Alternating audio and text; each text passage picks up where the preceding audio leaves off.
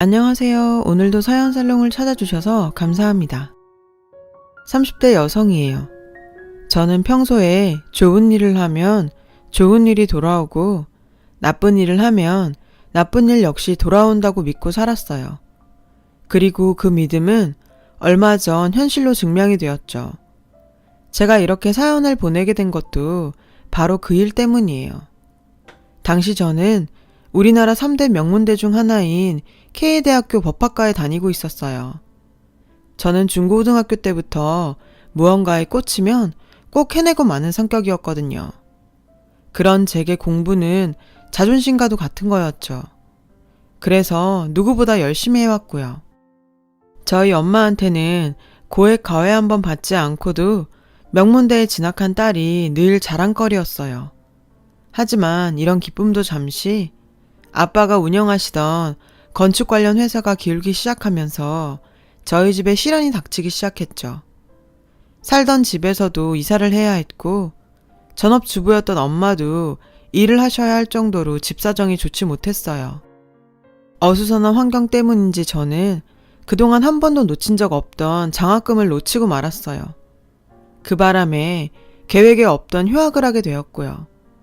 당장 제가 사용하는 휴대폰 요금이라도 내려면 돈을 벌어야 하는 상황이었어요.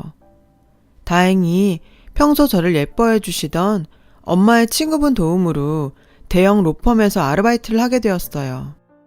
로펌이라니. 비록 아르바이트였지만 전 꿈의 직장에 다니게 된 게 마냥 좋기만 했어요. 나도 빨리 이쪽 일을 하는 버젓한 사람이 되고 싶다는 생각을 하며 출근을 했죠. 로펌에서 제가 하는 일이라고는 눈에 띄지도 않는 청소나 잔심부름이 고작이었지만 타고난 머리로 일도 빨리 배우고 야무지게 잘하니 사무장님들이 예뻐해 주시더군요. 덕분에 저는 아르바이트였지만 일의 재미를 느꼈고 저도 로펌의 일원이 된 것 같아 즐겁게 생활할 수 있었어요. 그렇게 저는 로펌에 완벽하게 적응하게 되었고 그러면서 저보다 6살 많은 젊은 사무장님과 친해졌어요. 당시 제 연애 경력은 또래 남자친구랑 100일 정도 사귄 게 고작이라서 어른 남자의 매력에 마음이 흔들리게 되었죠. 사무장님은 외모도 뛰어난 데다 옷도 잘 입고 말솜씨도 좋아서 여직원들이 호감을 갖고 호시탐탐 노리고 있었어요. 자신감 하나는 어디서도 빠지지 않는 저였지만 정직원도 아니고 아직 대학 졸업도 못한 처지라 짝사랑으로 만족하기로 일찌감치 마음을 먹었더랬죠. 하지만 그런 저에게도 기회가 찾아왔어요. 그날은 월급날이었어요. 모두 같은 날 월급을 받았기에 사람들은 신이 나서 오랜만에 회식을 하자고 했죠. 사실 전 회식은 처음이라 은근히 기대가 되더라고요. 마침 제 환영회를 겸하는 자리라서 저는 폭탄주를 릴레이로 마시게 되었어요. 그 바람에 화장실 변기를 잡고 한참을 씨름해야 했죠. 머리가 깨져나갈 것 같아서 이러다 죽는 게 아닐까 할 때쯤 제 눈에 아른하게 사무장님의 얼굴이 보이는 거예요. 괜찮아? 많이 힘들면 내가 말해줄 테니까 집에 가도 돼. 상냥한 사무장님의 말투에 저는 어디서 그런 용기가 났는지 그대로 그에게 입을 맞췄지 뭐예요. 그리곤 술이 확 깨버렸죠. 술 때문인지 창피해서인지 저는 얼굴이 빨갛게 달아올라서 서둘러 가게를 빠져나왔어요. 가게가 멀어지자 그제야 저는 길가에서 자책했어요. 미쳤어. 어쩌자고 그런 짓을. 하지만 이미 엎질러진 물이었고 전 당장 내일 출근해서 그 사람 얼굴을 어떻게 보나 걱정이 태산이었죠. 혹시 여직원들이 봤으면 어쩌나 별의별 생각이 다 들더라고요. 그때였어요. 제 뒤에서 자동차 한 대가 크락션을 빵빵거리며 다가오더라고요. 놀라서 옆으로 비켜보니 사무장님의 차였어요. 타! 데려다 줄게. 그가 말하더군요. 전 등을 돌려 얼굴을 숨겼죠. 뭐 하는 거야? 그런 대범한 짓을 벌여놓군. 설마 이제 와서 내숭 떠는 건 아니지? 그는 제가 창피해할까봐 일부러 농담조로 말하더라고요. 저는 차마 그 사람을 쳐다볼 수가 없었지만 에라 모르겠다 하는 심정으로 눈 딱 감고 차에 올랐어요. 운전하는 사무장님의 옆모습을 보니 미친 듯이 심장이 뛰었어요. 제 심장 소리가 밖에까지 들리지 않을까 걱정이 될 정도로요. 그래서 무슨 말이라도 해야겠다 생각한 그때 집이 어디야? 거기 내비에 집 주소 좀 찍어볼래? 운전 중이던 그는 제게 말했어요. 저는 잠시 망설이다 집 주소를 내비게이션에 입력했죠. 가깝네? 네. 저는 짧게 대답했고 우리 둘의 대화는 거기서 끝이 났어요. 이후론 어색한 침묵이 흘렀죠. 이런 분위기가 불편했던 저는 무슨 말이라도 해야겠다고 생각했어요. 머리를 굴려봤지만 폭탄주 때문인지 대화거리가 떠오르지 않더군요. 그런데 3학년이라고 했나? 남자친구는 있어? 제가 머리를 막 굴리고 있던 그때 그가 먼저 저에게 물었어요. 저는 냉큼 없다고 대답하곤 사무장님은요? 라고 되물었죠. 사실 여직원들 사이에서도 그에게 여자친구가 있다 없다 말들이 많았어요. 확인해보고 싶더라고요. 없는데. 그의 대답에 전 소리를 지를 뻔했어요. 집에서 장가가라고 안 하세요? 이상형은 어떤 여자예요? 아까는 떠오르지 않았던 질문들이 본물 터지듯 쏟아졌어요. 그는 잠시 생각하더니 자긴 귀여운 여자를 좋아한다더라고요. 그리고 부모님들께서 만나는 여자 없냐고 물어보시는 정도라고 대답했고요.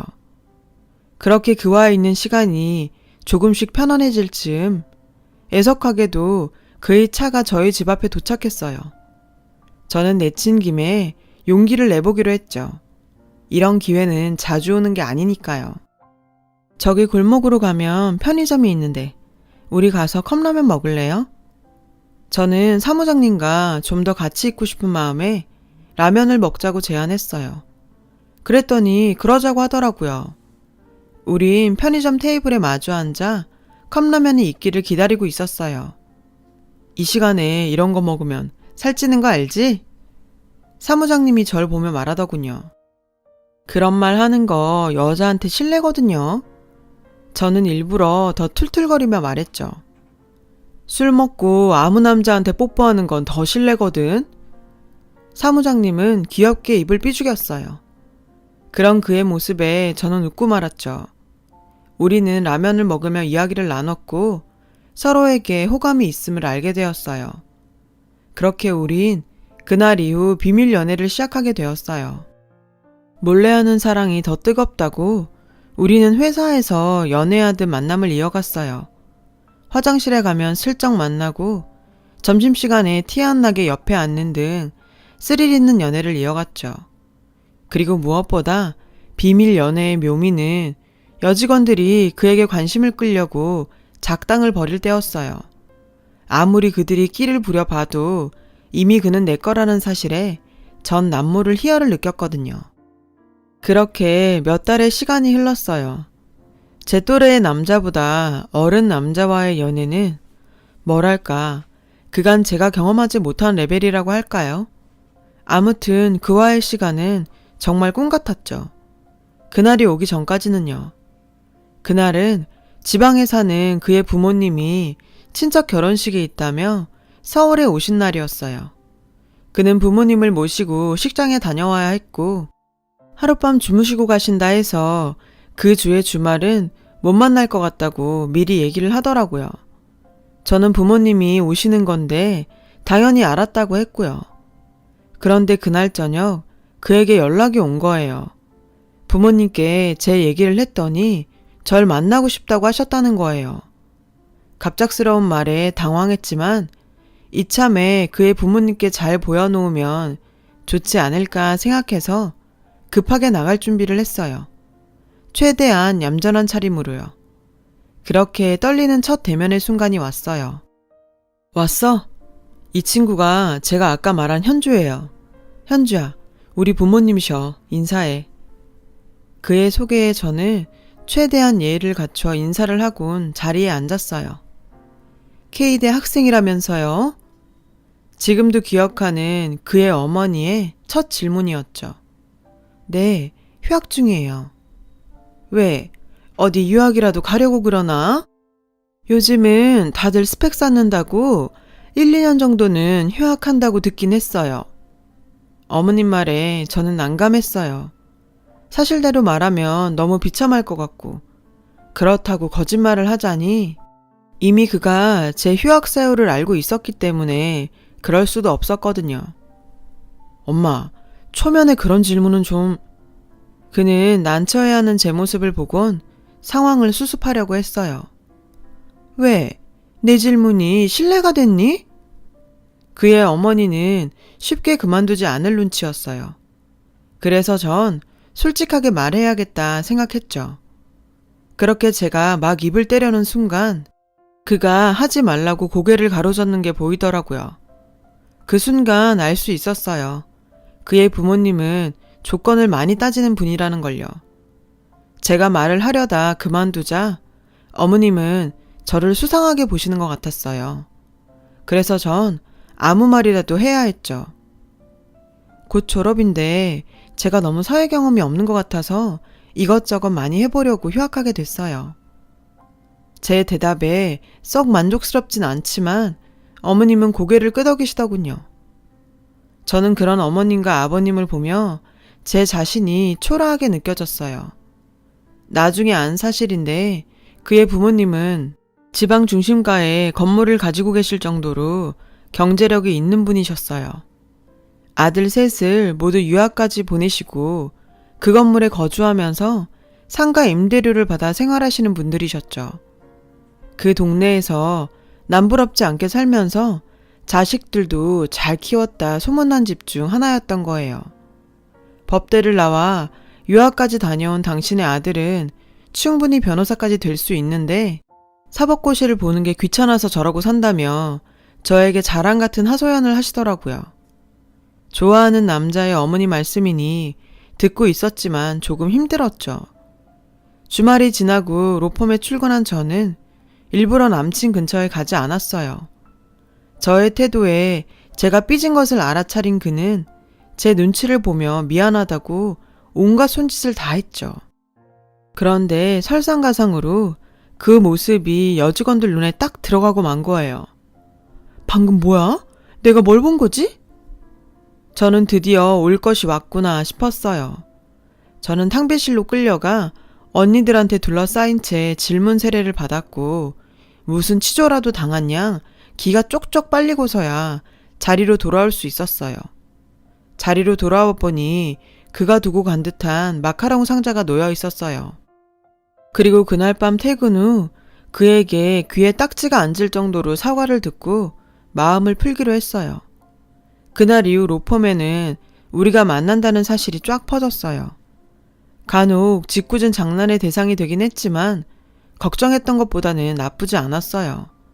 은근히 그런 상황을 즐길 정도로요. 하지만 이런 상황을 즐기고 있는 저와는 달리 남친은 힘든 시간을 보내고 있었죠.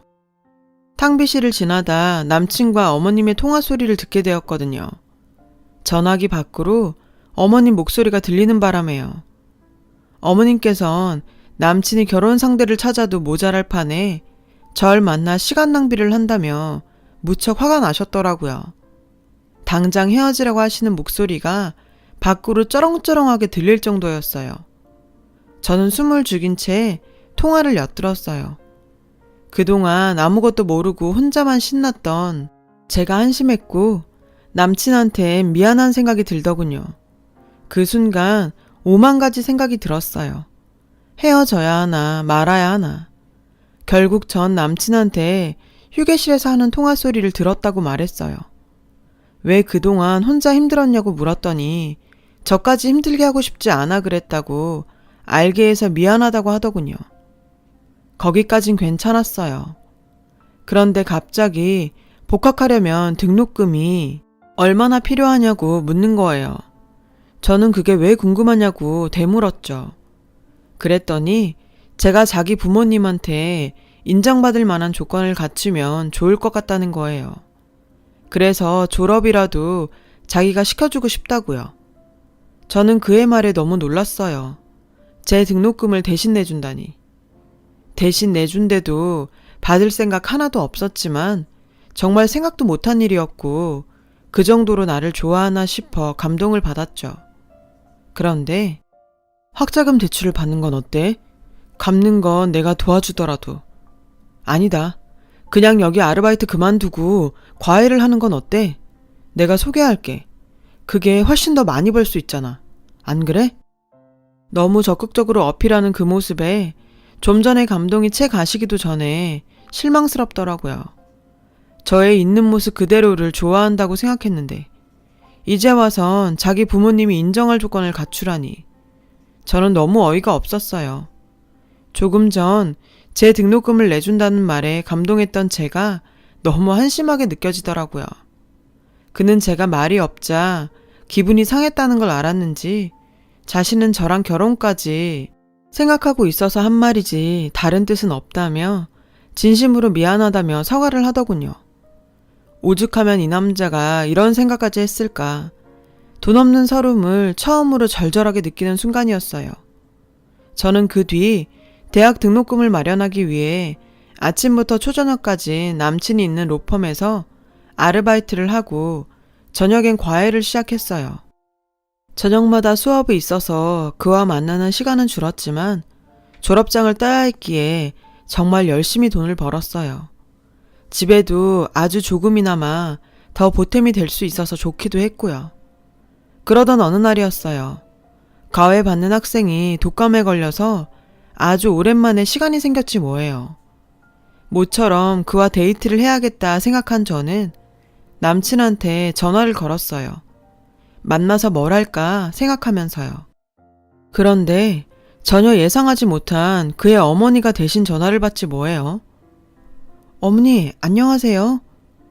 놀란 저는 사람들도 많은 거리에서 핸드폰에 대고 허리 숙여 인사했어요.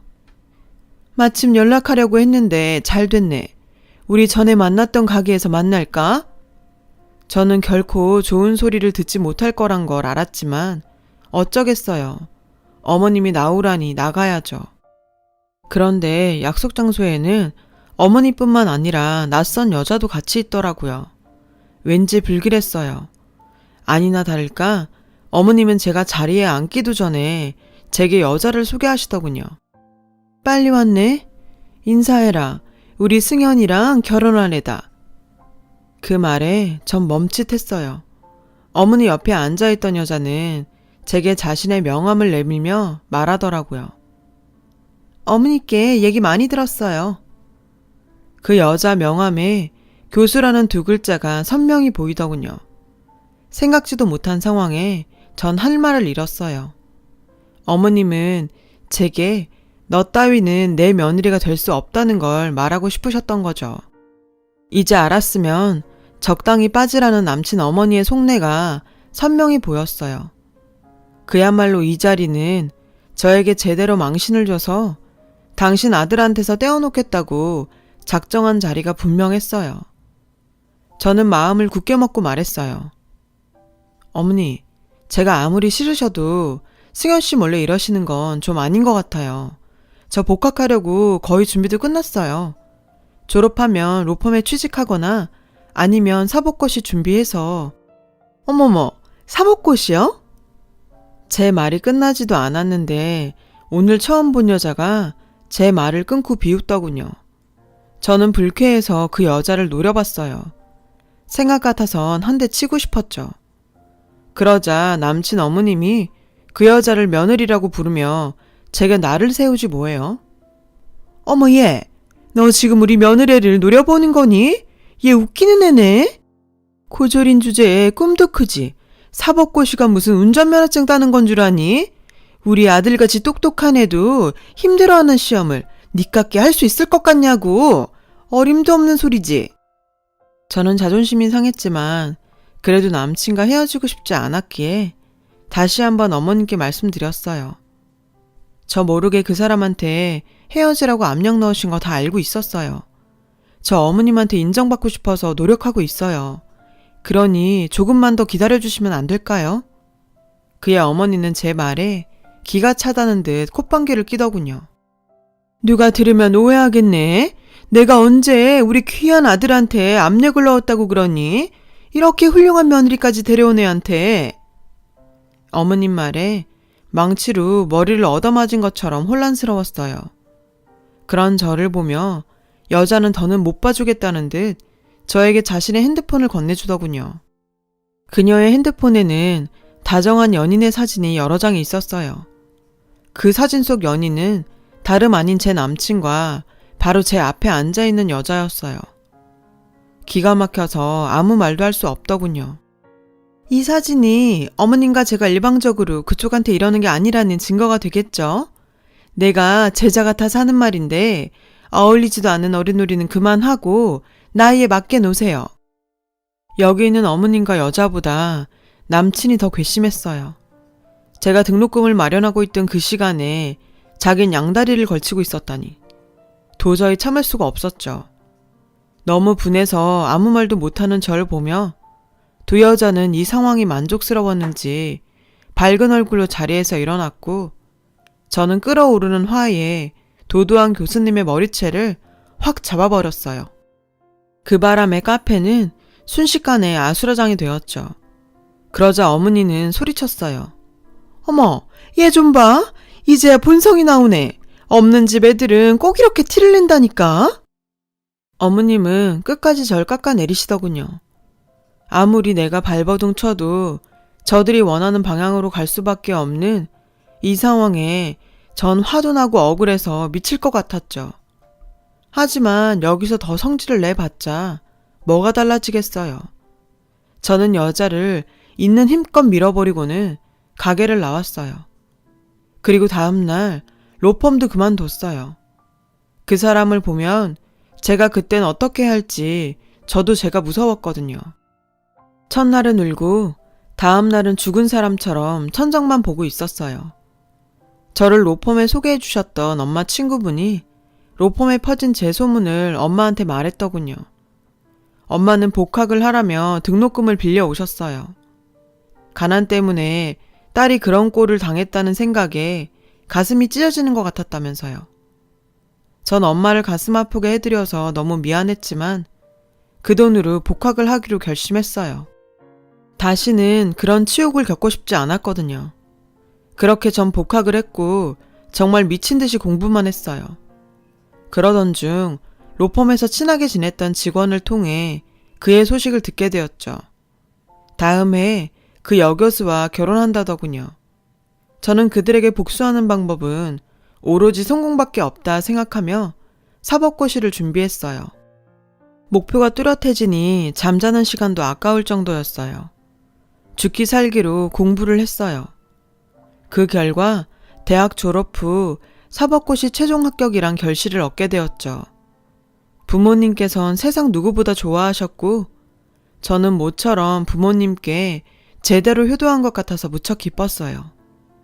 그리고 얼마 뒤 우리 집에 정말 좋은 일이 생겼어요. 아빠의 사업도 조금씩 펴가서 안정적이게 되었어요. 전보다 규모는 작아지긴 했지만 그래도 더 이상 돈 걱정 안 하고 살게 된 거죠. 지난 몇 년간 고생을 했던 우리 가족은 그날 행복의 눈물을 흘렸어요. 이후 저는 무사히 사법연수원 과정을 마쳤고 그렇게 바랬던 변호사 배지를 가슴에 달게 되었어요. 전 사법연수원을 좋은 성적으로 마친 덕에 대형 로펌들에서 러브콜을 받았어요. 그중엔 지우고 싶은 흑역사의 로펌도 껴있더라고요. 저는 친분이 있는 직원을 통해 전 남친이 아직 거기에 근무하는지 알아봤어요. 다행히 아직 거기에 있더라고요. 이제야 비로소 복수할 때가 되었다고 생각한 저는 그 로펌으로 가기로 했어요. 신입 변호사인 저에게 로펌에선 고급 세단 한 대와 억대 연봉을 약속했어요. 그리고 드디어 첫 출근 날이 됐어요. 대표 변호사님이 저를 소개하자 로펌 사람들은 다들 놀라는 눈치였죠.